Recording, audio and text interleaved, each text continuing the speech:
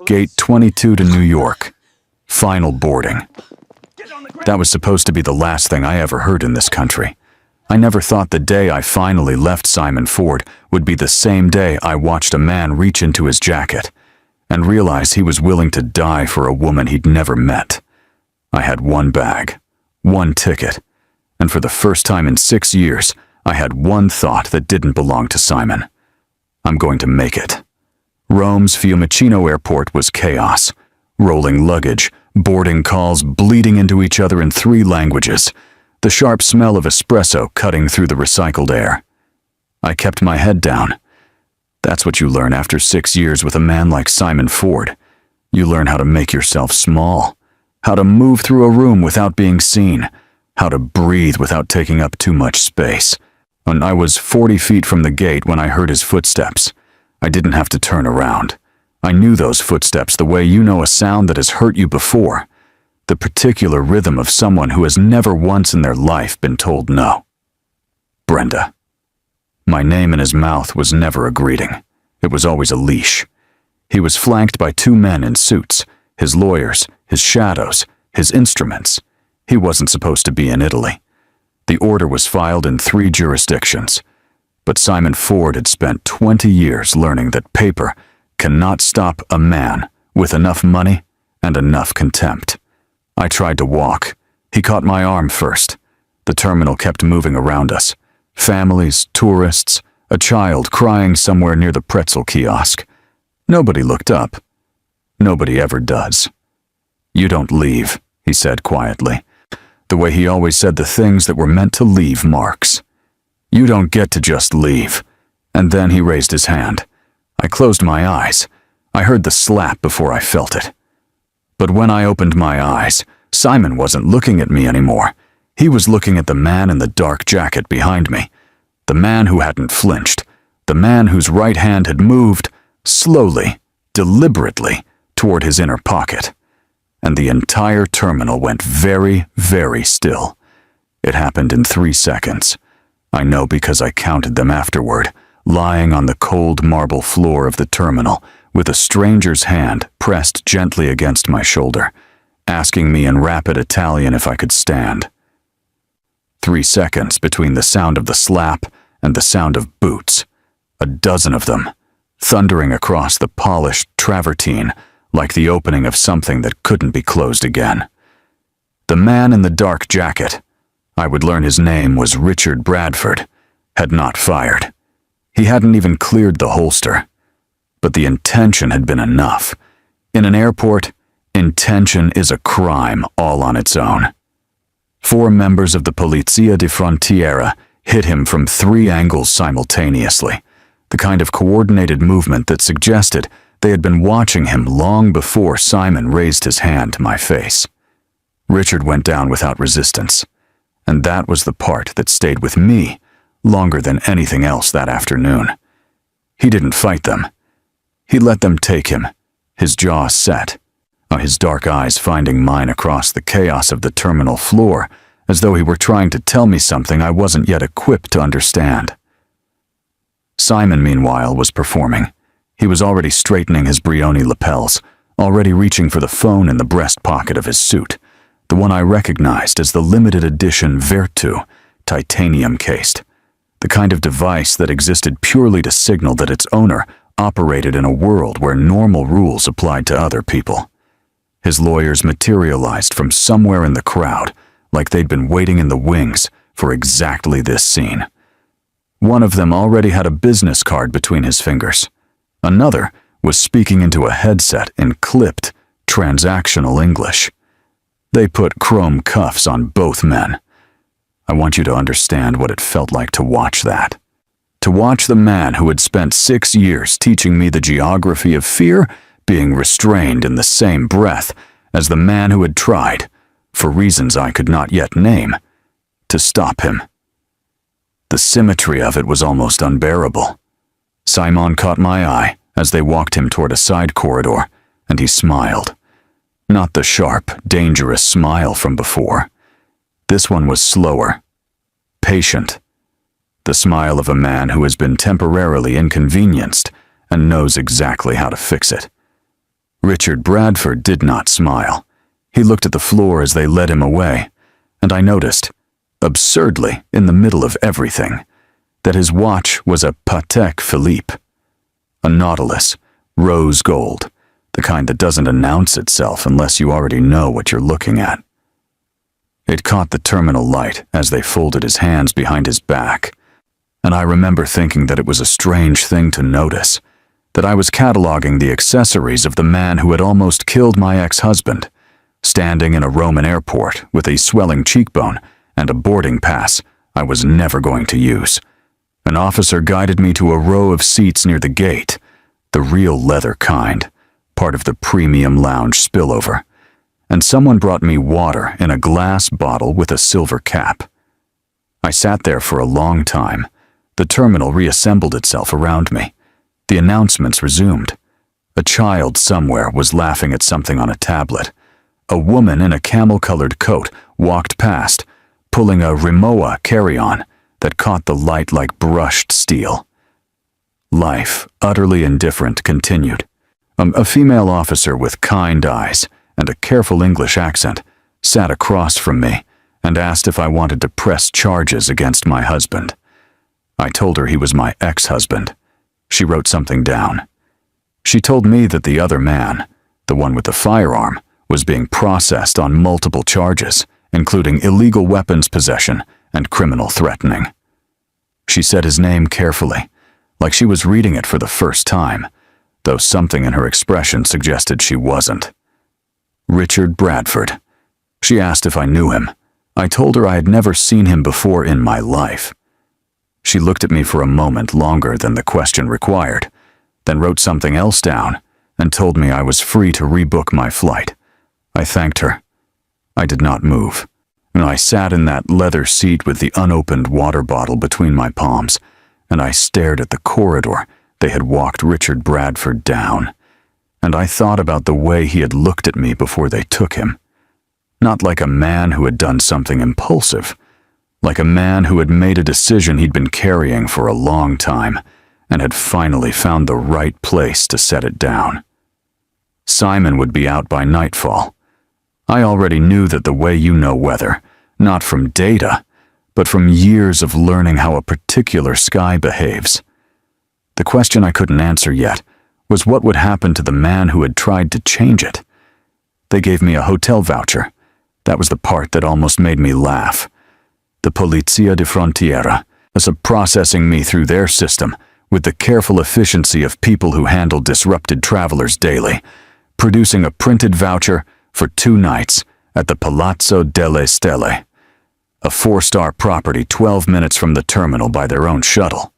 I took it with both hands like it was something fragile, like the small normalcy of it might shatter if I held it wrong. The room was on the 7th floor, floor-to-ceiling windows overlooking a courtyard strung with amber lights, a king bed dressed in 800 thread count linen the color of fresh cream, a marble bathroom with a freestanding tub and a collection of Acqua di Parma toiletries arranged on the ledge like small amber monuments. Under any other circumstances, I would have stood at that window for an hour, letting the city teach me how to exhale. And instead, I sat on the edge of the bed in my coat, still holding my boarding pass, and I watched the door. I don't know when I started doing that, watching doors, positioning myself in rooms so that I could always see the entry point. Simon had given me that. 6 years of recalibrating my nervous system until threat assessment became as automatic as breathing. My phone buzzed at 6:47 in the evening. Not a call, a message. No name attached to the number. But I knew the area code the way you know the sound of something that has broken you before. It was a Washington number. One of the ones he rotated through when he wanted distance between himself and whatever he was about to say. 2 hours, Brenda. That's all it took. Now you have no one. Asterisk, I set the phone face down on the duvet and sat very still. 2 hours. I'd been in this room for less than 3, which meant he hadn't waited for the shock to settle before reminding me of the arithmetic. That was pure Simon Ford. Not the violence itself, but the immediate accounting afterward. The ledger. He needed me to understand, before I had time to catch my breath, that the balance had already shifted back in his favor. I thought about Richard Bradford in a holding cell somewhere in this city. His Patek Philippe confiscated and bagged in a property envelope. His hands that had moved toward a weapon on behalf of a woman whose name he hadn't even known, folded in his lap or pressed flat on a metal table.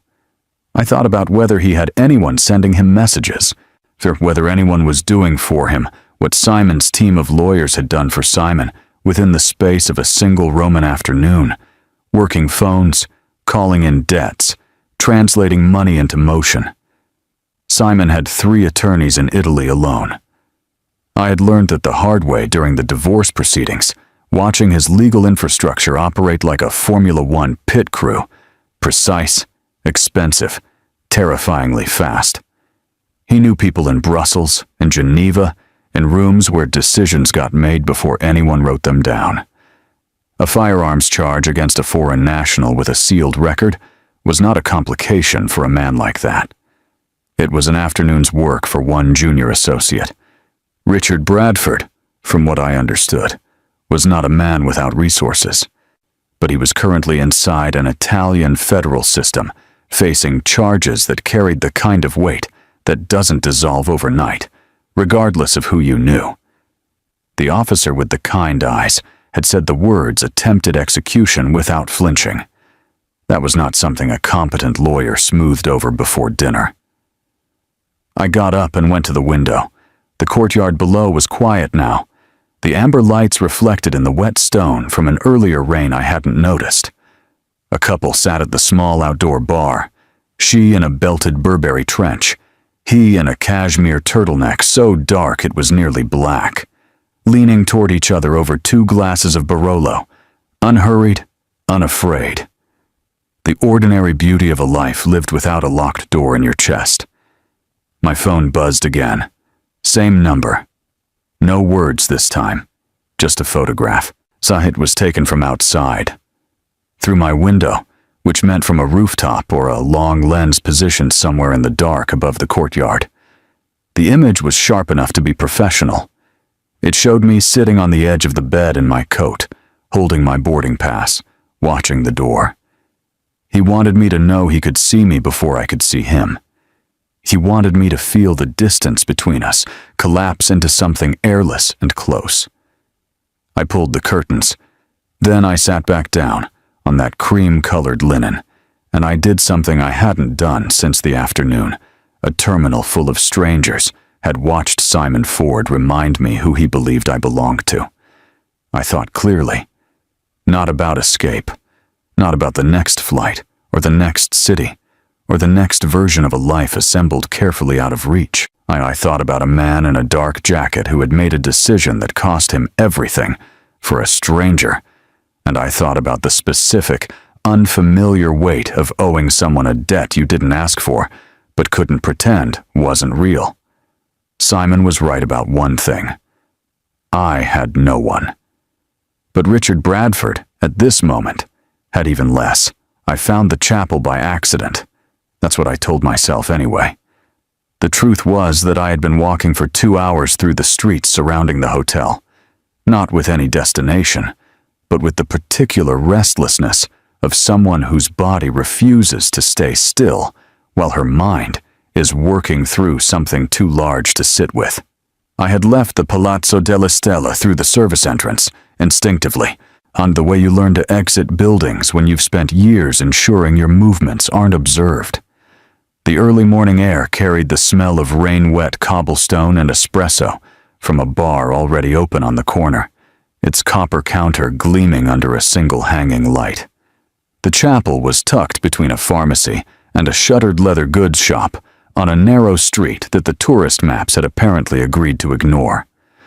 No signage, just a carved stone arch and a door left open by 3 inches, amber light pressing through the gap like a quiet invitation. I went in because it was the kind of place Simon would never think to look. The interior was small and very old, frescoed ceiling darkened by centuries of candle smoke, a dozen votive lights arranged on an iron stand near the entrance, and wooden pews worn smooth by the accumulated weight of everyone who had ever needed somewhere to sit, with something unbearable. I chose a pew near the back, set my bag beside me, and stared at the altar without praying. I wasn't sure I still knew how. I didn't hear him approach. He was simply there, seated one pew ahead and to my left, turned slightly in my direction, as though he had been waiting long enough to have grown comfortable with the wait. He was a large man, broad across the shoulders, in a way that his charcoal Xenia overcoat did its best to civilize. Silver at his temples, a face that had been handsome once and had traded that for something more durable. A Bulgari signet ring on his right hand caught the votive light when he folded his hands on the pew back. He looked like someone who attended chapels, not for comfort, but because he respected old things. He spoke first, in English, that carried the particular precision of someone who had learned it as a tool rather than a birthright. "You are safer here than at the hotel. He has someone watching the lobby." I didn't ask how he knew which hotel. I didn't ask how he knew my face. I understood, in the way that certain moments simply clarify themselves, that this man had known exactly where I was before I'd decided to leave. "Who are you?" I asked. He gave me a name, Donatello Ricci, and then immediately indicated, with a small movement of his hand, that the name was the least important thing about him. What mattered, he said quietly, was that he had been with Richard Bradford for 19 years, that he managed certain interests on Richard's behalf, and that, as of 3 hours ago, those interests had become significantly more complicated. He told me about the transfer in the same tone someone might use to discuss a change in weather. Unhurried. Precise.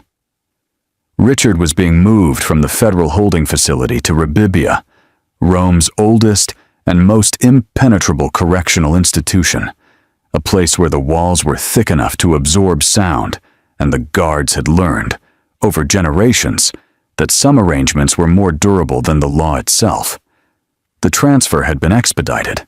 The paperwork had moved through the system at a speed that paperwork in Italian federal institutions almost never achieves on its own. Simon had spent the money. Of course he had. Not enough to get Richard out. That would attract the wrong kind of attention. But enough to ensure that once Richard was inside Rabibia, and certain protections would cease to function. Certain eyes would find other things to look at. Ricci slid a manila envelope onto the pew beside me. Inside was a single photograph, an aerial image of a transit route, and a timeline printed in clean 12-point type. The paper was heavy stock, the kind used for legal correspondence. Even urgency, in Richard Bradford's world, apparently observed certain standards.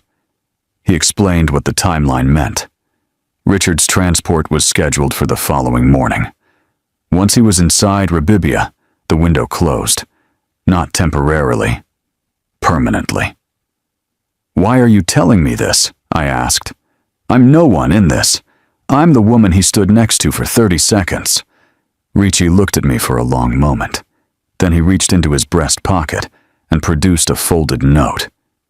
Actual paper, on handwritten in ink the color of midnight, the penmanship of someone who had been educated in an era when handwriting was considered a form of character. I opened it. 3 sentences. No signature. You did not ask to be protected. I did not ask for a reason. But if you are reading this, I may need you to be braver than either of us expected. I folded it along its original crease and held it in both hands. Outside, somewhere past the carved stone arch and the narrow street and the sleeping city, morning was beginning its slow negotiation with the dark. I put the note in my coat pocket, next to my heart, and I asked Ricci where we needed to start. Ricci drove a gunmetal Maserati Quattroporte that moved through the pre-dawn streets of Rome like a rumor, quiet, purposeful, leaving no trace of itself in the air. The leather interior smelled of cedar and old money, the dashboard lit in soft amber that made the darkness outside feel managed rather than threatening. He did not turn on music. He did not make small talk.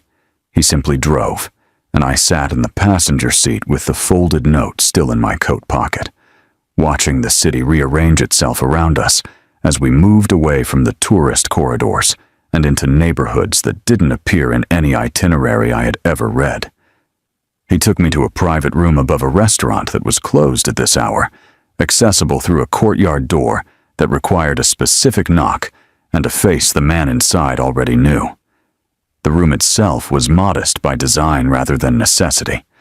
Bare plaster walls, to a single painting of the Roman countryside in a gilded frame that cost more than everything else in the space combined, a round table with 2 chairs and a bottle of Sassicaia already open and breathing. Ricci poured without asking. I wrapped both hands around the glass and let the warmth of it settle into my palms. Then he told me about Adriana. She was Richard's younger sister, 14 months between them, close enough in age that they had grown up less like siblings and more like a unit. 2 people who had learned early that the world outside their home in Palermo was arranged against people like them, and had decided, wordlessly, to face it together.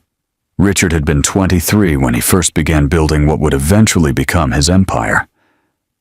Adriana had been 22, finishing a degree in art restoration in Florence, and living in a 4th-floor apartment with tall shuttered windows and a view of the Arno that she described in her letters as the most beautiful thing she had ever been given. Her husband, a man named Cesare, from a family with political architecture in 3 southern regions, had begun hurting her in the 2nd year of their marriage. Quietly at first, in the specific, methodical way that certain men treat cruelty as a discipline rather than an impulse. By the 3rd year, the letters Adriana sent Richard had changed in register, the handwriting more careful, the details more curated, the silences between sentences wider than the sentences themselves. Richard had read every one of them and understood every one of them, and had done nothing. Not out of indifference. Ricci was precise about this point, on setting down his glass and looking at me directly so I would not misread what he was about to say. Richard had done nothing because Adriana had asked him not to, because she had believed, with the specific, devastating faith of someone who has invested too much to reconsider, that things would correct themselves, that Cesare would change, that love, applied with enough patience, was capable of renovation. She had asked her brother to stay back, and Richard Bradford, who had by then made a career of ignoring every boundary placed in front of him, had honored the one that cost him the most. She died on a Tuesday in October. The official record called it an accident.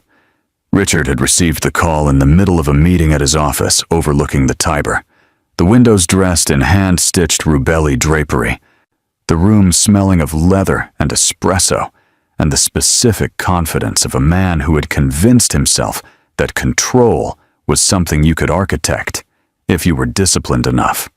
He had walked out of that meeting, descended to the street, and stood in the November rain for a long time without moving. Ricci said he had been the one to find him there. He never forgave himself for the waiting, Ricci said. Not for what Cesare did, for the waiting, for deciding that her comfort in asking mattered more than what he could see with his own eyes. I stared at the Sassicaia in my glass. Cesare? I asked. Ricci touched the signet ring on his right hand once briefly, the way you touch something to confirm it is still there. He didn't answer. He didn't need to. What Richard Bradford had become after Adriana, the precision, for the reputation, the particular quality of stillness he carried into dangerous rooms, had been built on a single, unbreakable promise made to a woman who could no longer hear it. He had decided that he would never again stand at a careful distance from someone else's violence and call it respect. I thought about a terminal full of indifferent strangers, a man whose right hand had moved, slowly, deliberately, toward his inner pocket. 30 seconds. That was all he had known me. But he hadn't been seeing me.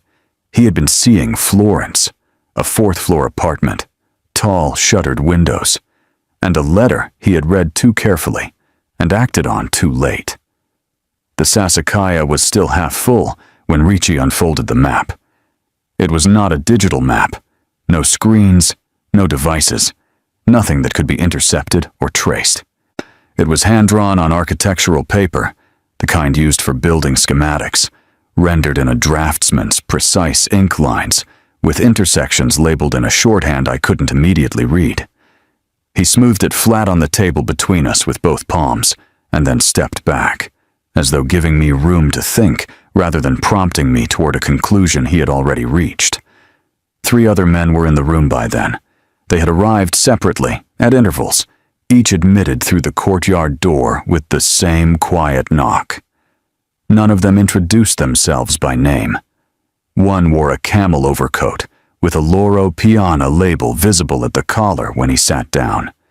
Another had the particular posture of someone with military history. Straight-spined, hands visible, economy of movement. The third was young, perhaps mid-20s, and said nothing at all, but watched everything with the focused attention of someone who understood that silence, applied correctly, is its own form of intelligence. Ricci explained the route. Richard's transport was scheduled to depart the federal holding facility at 6:15 the following morning. The van would take one of 3 possible routes toward Rabibia, standard protocol for high-value transfers, designed to prevent exactly the kind of conversation currently happening in this room. The problem, Ricci said, setting a single finger on the map, was the decision point.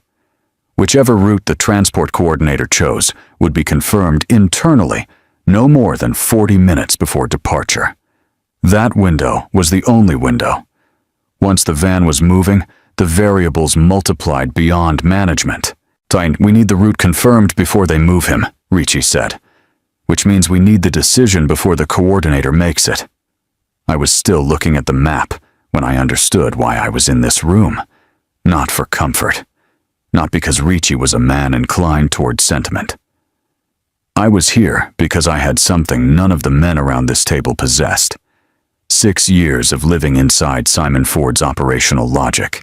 His schedules, his security preferences, his network of contacts who existed specifically to move information through systems that were supposed to be sealed.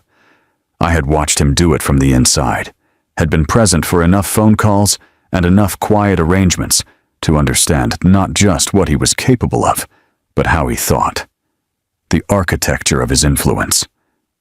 I pulled the map closer, and Simon's private aviation account was managed through a company registered in Luxembourg.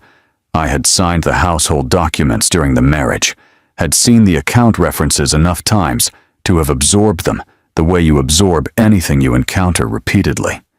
His Italian security contractor was a firm called Meridian Executive Protection, whose regional coordinator I had met twice at functions in Washington. A precise, watchful man named Stefano, who wore Montblanc cufflinks and had the handshake of someone who wanted you to know exactly how much pressure he was capable of applying. Stefano reported directly to Simon's chief of staff. And Simon's chief of staff I knew with the certainty of someone who had overheard too many conversations not meant for her ears.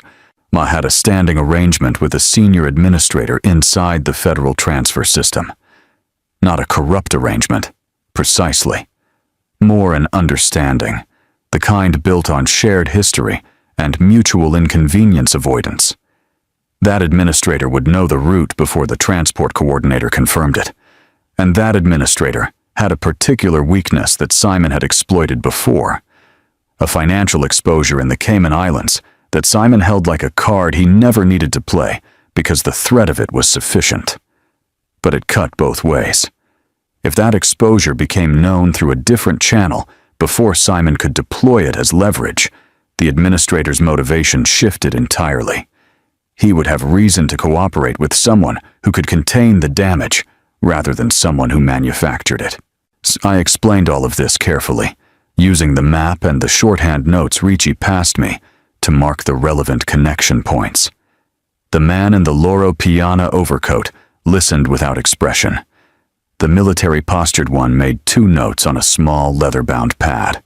The young one had not moved. When I finished, the room was quiet for a moment. Ricci looked at me with an expression I couldn't fully categorize. Not surprise, but a recalibration. The slight adjustment of a man who has estimated a thing and found his estimate was short. "You spent 6 years with that man," he said finally. "Yes," I said. "And he never understood what he had in the room with him." It wasn't a question. I didn't treat it as one. I picked up the pen Ricci had left on the table. A Montegrappa, heavyweight, unbalanced, like something designed to sign documents that alter the course of things, and I drew a clean line between 2 points on the map. "Here," I said, "this is where we need to be." The rain began at 4 in the morning, not the dramatic, cinematic kind that announces itself with thunder and spectacle, but the quiet, persistent kind that settles into the streets of Rome like a decision already made, darkening the cobblestones to the color of slate, collecting in the grooves of ancient stone, turning every street lamp into a smeared amber impression of itself. I stood at the window of the safe house Ricci had arranged, a 3rd-floor apartment in Prati, furnished with the spare, deliberate taste of a place maintained for function rather than comfort. And though someone had seen fit to stock the kitchen with lavazza and leave a cashmere throw folded on the arm of the single chair, and I watched the rain, and I rehearsed the timing in my mind until it stopped feeling like a plan and started feeling like memory. The car they gave me was a graphite Alfa Romeo Giulia, unremarkable enough for Rome's pre-dawn streets, capable enough to do what needed doing. The registration was clean, the plates were current. In the glove compartment, beneath a road map of Lazio I would not need, was a burner phone with 2 numbers already stored and a single instruction from Ricci delivered in person at 3:45. The moment you see the lights, you move. Not before, not after. Asterisk, I had asked him, in the safe house kitchen over coffee I was too tightly wound to taste. Whether he trusted me to do this correctly. He had looked at me for a moment with that recalibrating expression I was beginning to recognize. "Richard trusted you before he knew your name," he said. "That is a higher bar than mine."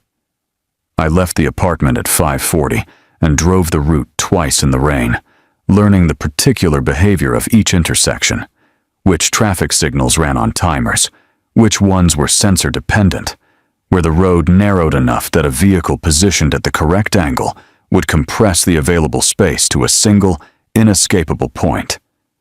The street I needed was a secondary corridor, running parallel to the Lungotevere, old enough that the curbs were uneven, lined on one side by a continuous stone wall that belonged to a private garden and offered nothing in the way of alternative passage. Wide enough for a transport van proceeding at standard speed, not wide enough for one that needed to maneuver around an obstacle it hadn't anticipated.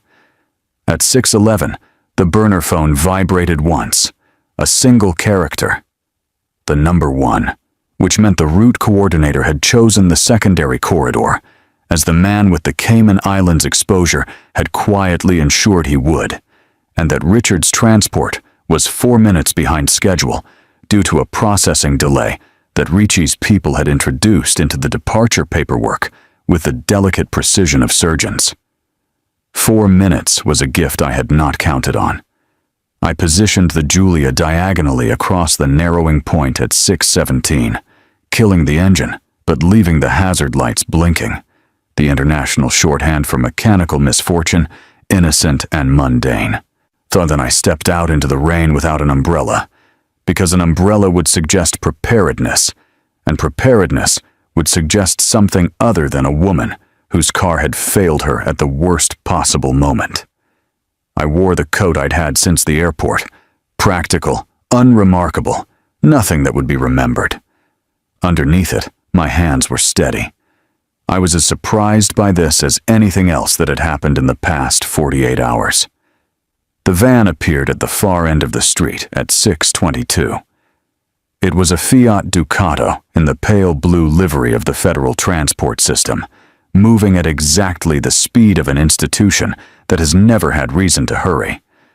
I watched its headlights find the hazards and slow, watched the driver's window lower by 2 inches as the vehicle pulled to within 15 meters of the Giulia and stopped. I raised both hands in the apologetic, helpless gesture of a woman entirely at the mercy of her circumstances, and walked toward the driver's window with my shoulders curved inward and my expression composed into the particular blend of embarrassment and distress that I had spent 6 years perfecting for an entirely different audience.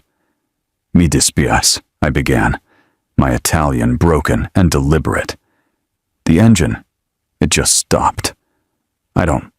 I'm sorry. I'm so sorry. Behind the van, at the entrance to the street, a set of headlights appeared and went dark. Then another. Then a third. The driver was looking at me.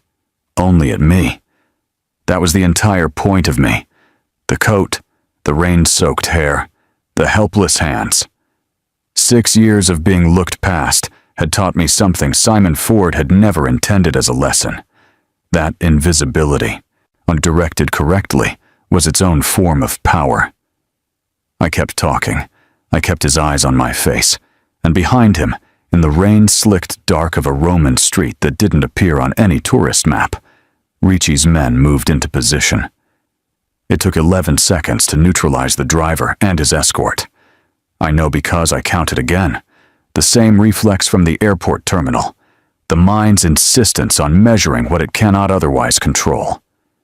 11 seconds of controlled, precise movement from Ricci's men, and then the rear doors of the Fiat Ducato swung open and someone was calling my name in a low, urgent voice from the darkness inside the van, and I understood that the part of this plan that had belonged to other people was over. The part that belonged to me had just begun. I climbed into the van without hesitating, but because hesitation was a luxury the timeline could not absorb. The interior smelled of industrial disinfectant and damp metal.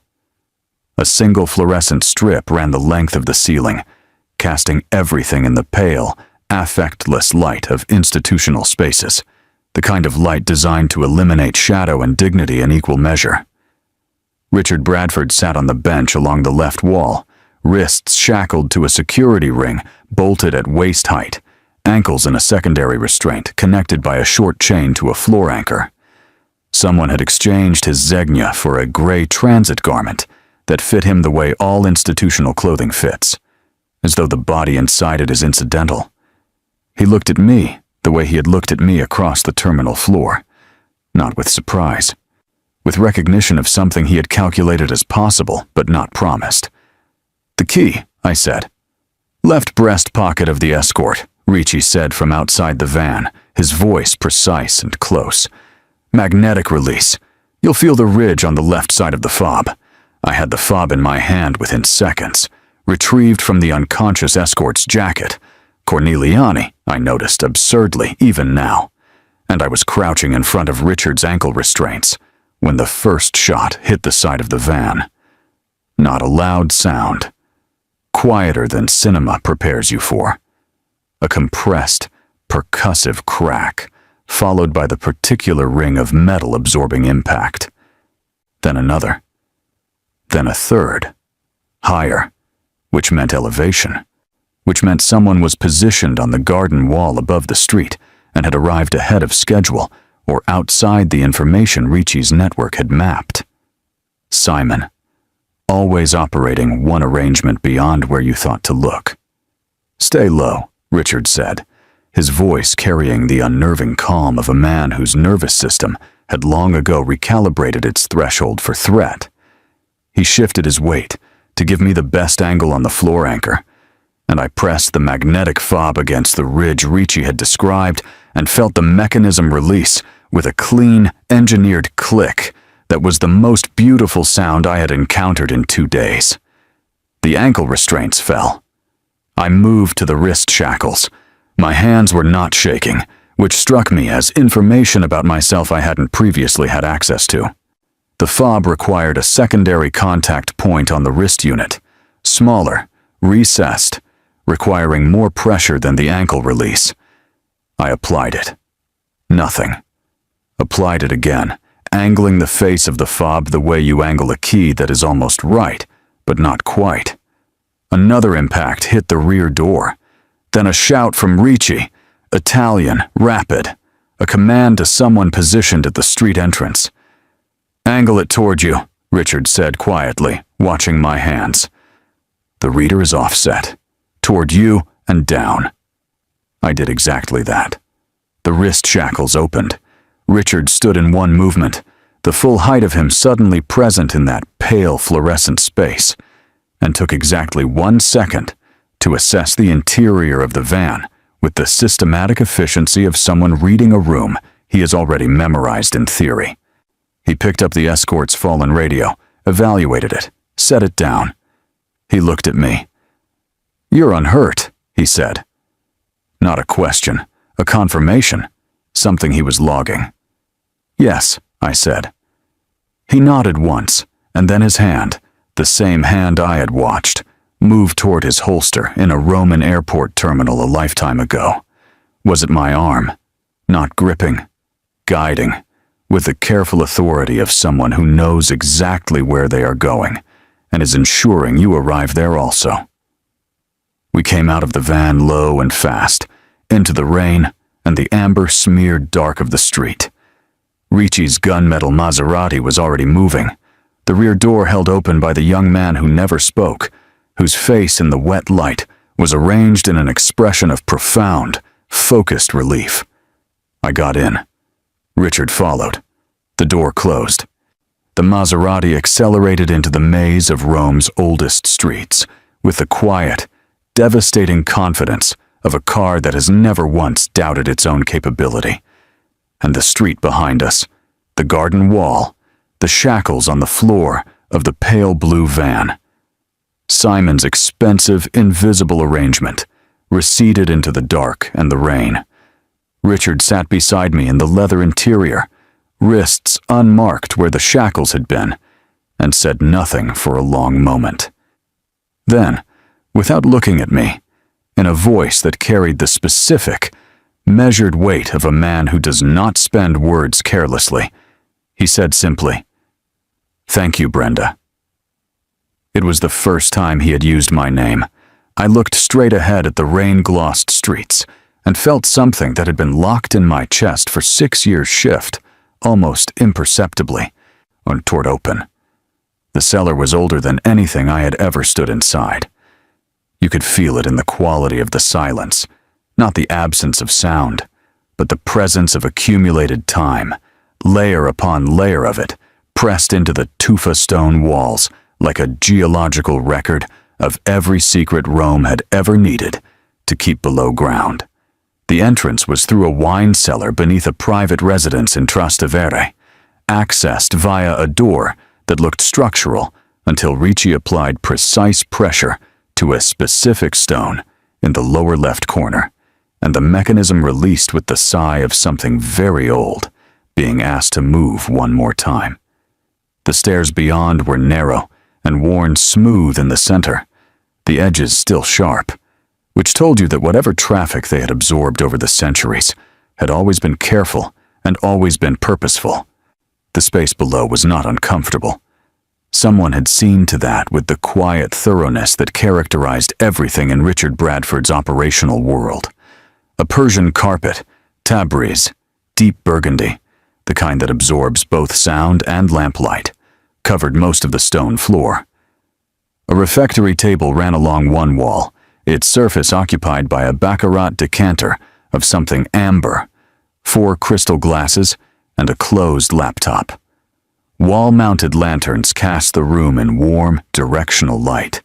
Against the far wall, a leather Chesterfield in cognac, aged to the particular softness that cannot be manufactured, only earned, faced a low table bearing a leather document case that had been unlatched, but not opened. Richard changed in an anteroom, and emerging in dark trousers and a charcoal merino sweater that Ricci had sourced from somewhere in the preceding hours, with the invisible efficiency that seemed to govern all logistical matters in this world.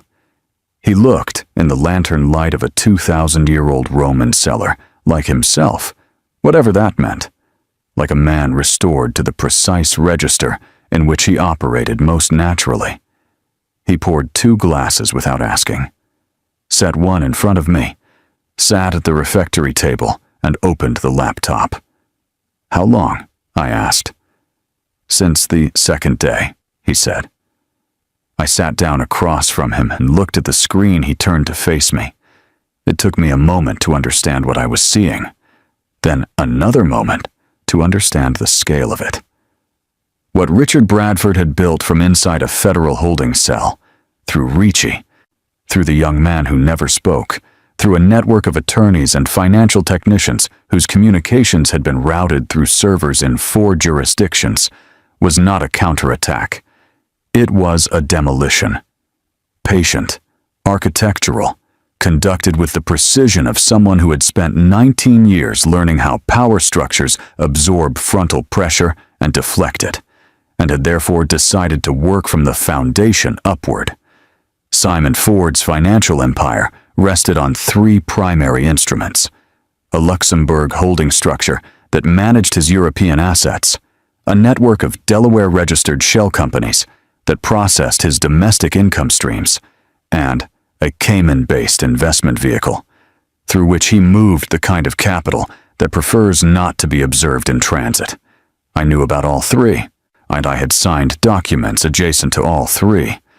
But I had never understood, until I sat in that cellar looking at Richard's screen, that each of these instruments had a specific structural vulnerability that Simon had been too confident, too certain of his own permanence, to adequately insulate. The Luxembourg structure had been quietly reported to the European Financial Monitoring Authority through a compliant intermediary. The Delaware companies were the subject of an anonymous filing with the relevant federal oversight body that had arrived, Richard told me, the morning after his arrest, prepared in advance, released on a schedule. The Cayman vehicle was the most elegant, a former associate of Simon's, a man carrying a financial exposure Simon had used as leverage for 11 years, and had been quietly offered something Simon had never thought to offer him: relief. Complete, documented, irrevocable relief. In exchange for a signed testimony that was currently residing in the inbox of a federal prosecutor in Washington, whose reputation for thoroughness was, Richard said, without qualification. He used people's fear as currency, Richard said, closing the laptop with one hand.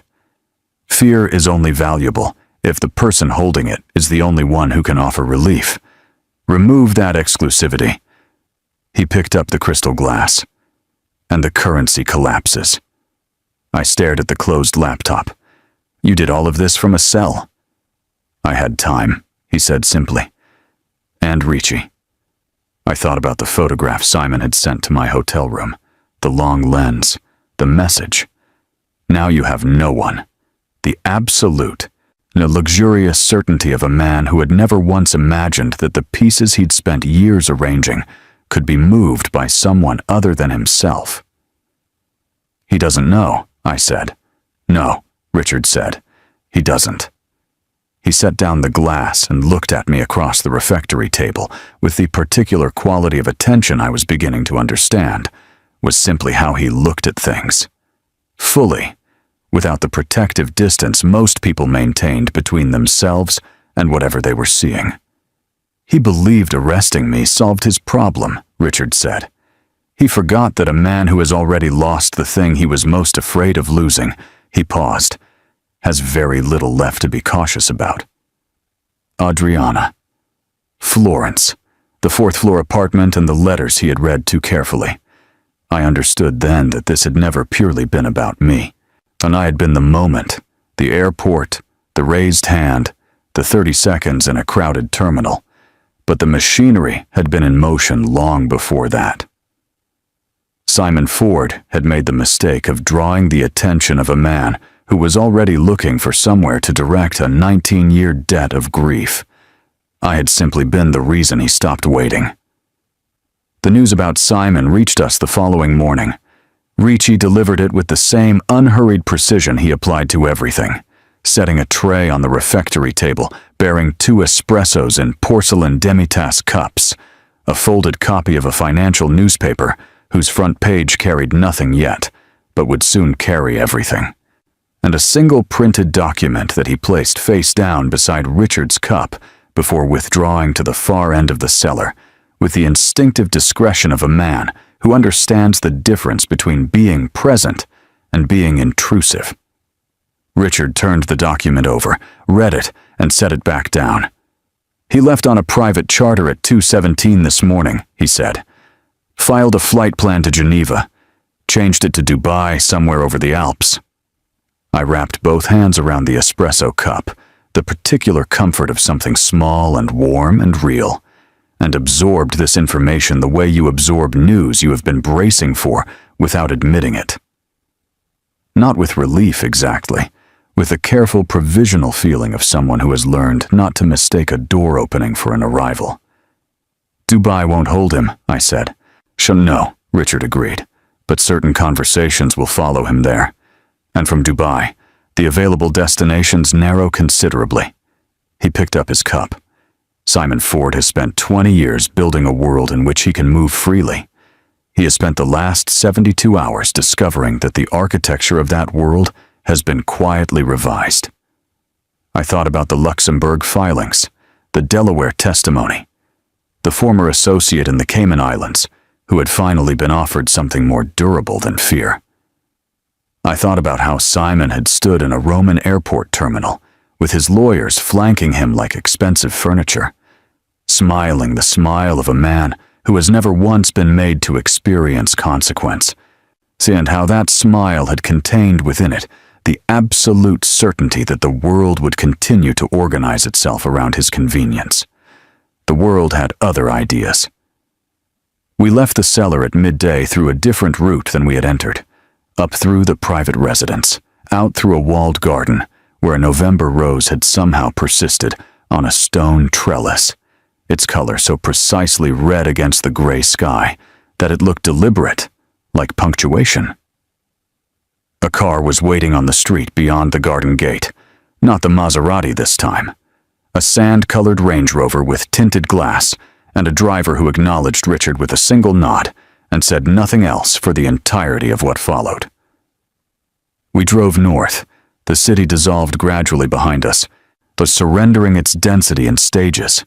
The layered apartment buildings giving way to villas, the villas to countryside, the countryside to the particular quality of Tuscan light that painters had been attempting to capture for 6 centuries without quite succeeding, because it was not a quality of illumination, but of permission, as though the landscape itself had decided to be seen clearly.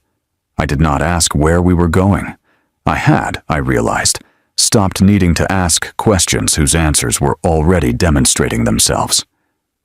The villa appeared at the end of a cypress-lined drive that took 4 minutes to traverse at the unhurried pace the driver maintained, long enough to understand that what waited at the end of it was not a property, but a statement. Limestone facade the color of aged cream, shuttered windows, an loggia draped in the skeletal remains of summer wisteria that would, in 3 months, be extraordinary. An iron gate with a combination that the driver entered without being asked. A courtyard with a central well and a fig tree older than anyone present could reliably estimate. Inside, the room smelled of beeswax and wood smoke and thyme. The furniture was substantial without being heavy. A Borghese console in the entrance hall, silk curtains in the color of old wheat, a kitchen where copper pots hung from a ceiling beam like burnished punctuation marks. In the main sitting room, a fire had been laid, but not yet lit, and on the mantel above it sat a small framed photograph of a woman with Richard's eyes and a smile that had clearly been doing its best, in that moment, to be larger than whatever it was working against. No, I did not need to ask who she was. Richard crossed the room to the mantel and stood there for a moment with his back to me, the way people stand when they are having a private exchange with someone no longer present. Then he reached into the breast pocket of his coat, Caruso, beautifully structured, the kind of garment that holds its shape against anything, and produced a key. Old, substantial. Iron, worn smooth at the bow from years of use, attached to a leather fob stamped with the coordinates of the property in simple numerals. He set it on the console table beside me. "The caretaker comes Tuesdays and Fridays," he said. "The cellar has a 2009 Brunello that has been waiting for a reason to be opened. The wisteria will need attention in the spring." He paused. "You mentioned once, in the transport van, when you thought I wasn't listening, that you had never lived somewhere that felt like yours." I had said that, quietly to myself, in the compressed and desperate arithmetic of a woman calculating what survival might look like on the other side of everything. He had heard it. "This is yours," he said. Simply. Finally. With the unadorned directness of a man who has learned that the most valuable things are the ones you do not qualify. I looked at the key on the console, at the fire waiting to be lit, at the photograph on the mantel, the woman with his eyes, the smile doing its brave and insufficient work against whatever the camera had not been permitted to see. "And Simon?" I asked. "Simon Ford is a man who has lost his architecture," Richard said. "Without it, and he is considerably smaller than he believed himself to be." He looked at me with that quality of complete attention, the gaze that did not protect itself with distance. "He will not bother you again. This is not a promise I am making. It is a condition I have already arranged." Outside, the Tuscan countryside held its particular quality of light in both directions as far as the eye could reach. Unhurried, ancient, utterly indifferent to the small violences of small men who had briefly believed they owned some portion of it. I picked up the iron key. It was heavier than I expected, the weight of something real, something that opened an actual door in an actual world, where I was, for the first time in 6 years, accountable to nothing and no one but my own choosing. "The wolf," I said quietly, remembering what Ricci had called him in the dark chapel. "Does he always guard what he claims?" Richard Bradford looked at the photograph on the mantel one final moment.